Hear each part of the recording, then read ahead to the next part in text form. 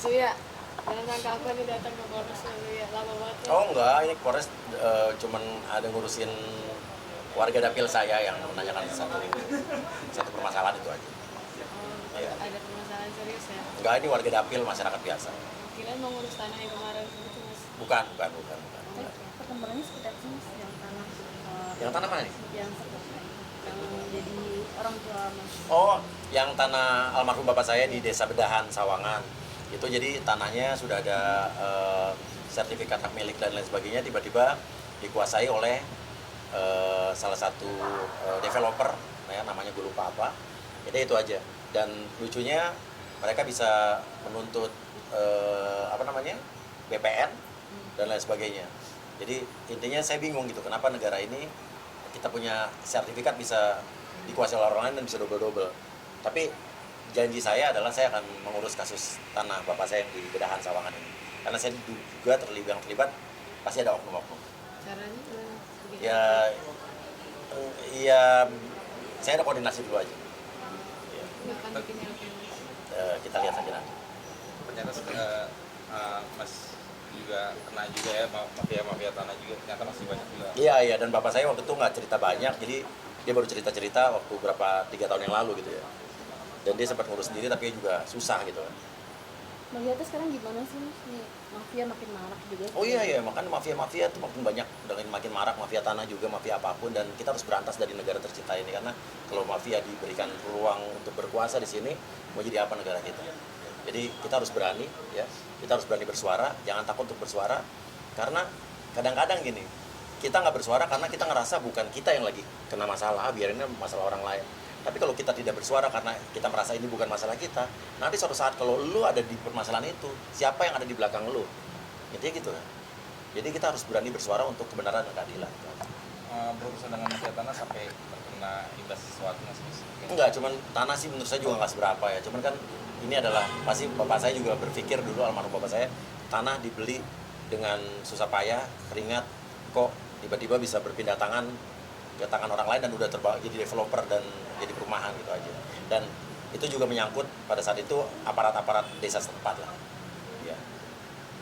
Mas, mau update yang masih habis nih Mas soal royalti, isu royalti. Royalti. Iya, tanggapan Mas Uya. Royalti saya sebagai juga pencipta lagu ya, ya setuju kalau ibaratnya royalti, sistem royalti ini diberikan satu sistem yang jelas. Karena saya pribadi ya, saya menciptakan lagu Tofu dulu yang mimpi terindah, yang dan kau wujudkan mimpi yang terindah, terus sudah lupakan saja segala macam, itu lagu-lagu saya populer. Tapi sampai sekarang saya belum pernah menerima apapun. Justru tapi lagu-lagu yang terakhir yang baru-baru ini malah saya terima royalti walaupun cuma berapa ratus ribu gitu ya. Tapi lagu yang dulu-dulu itu yang segitu ngetop-ngetopnya lagu ciptaan saya, tapi ya saya juga nggak dapat apa-apa. Jadi perlu dipikirkan, memang pencipta lagu memang harus punya hak juga untuk mendapatkan haknya ya. Tapi juga saya pengen ada sistem yang jelas ya, bagaimana pencipta lagu juga pasti membutuhkan penyanyi untuk menyanyikan lagunya, penyanyi juga membutuhkan pencipta lagu untuk membuat lagu-lagu hits. Jadi harus ada kesinambungan aja. Mas, kalau Mas melihat kasusnya Agnes kemarin sama Ridya seperti apa sih? Kasusnya Agnes sama Ribias, Ya kan Agnes sampai dituntut sekian. iya, menurut saya itu cuman komunikasi yang tidak lancar saja. Tapi kalau memang bisa dikomunikasikan, kenapa tidak dikomunikasikan baik-baik? Dan dalam arti kata kan, ya Agnes Monica juga harus diakuin, dia populer juga karena lagu ciptaannya Mas Ari Bias ya. Tapi juga pencipta lagunya juga ngetop gara-gara diciptakan Agnes. Jadi harus saling berkomunikasi yang baik aja. Dan saya menyesalkan kalau sampai akhirnya jadi ribut-ribut. Udah, harus legowo aja lah, udah ngobrol aja berdua.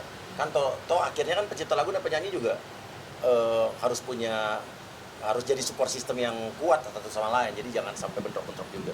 Nanti kalau misalnya akhirnya pencipta lagu nggak ada yang mau nyanyiin lagunya, bingung.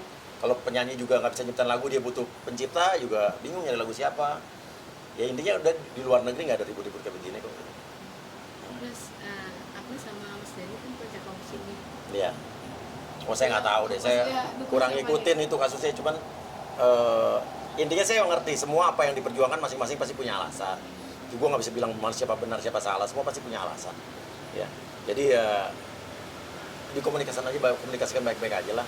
Ini kita pengen juga kan industri musik di Indonesia juga naik. Dan menurut saya yang harus dibenahi adalah sistemnya akhirnya. Sistemnya bagaimana lagu-lagu ini, pencipta lagu ini juga mendapatkan hak atau royalti yang sepadan. Ya itu kan sistem yang mengatur semua itu kan.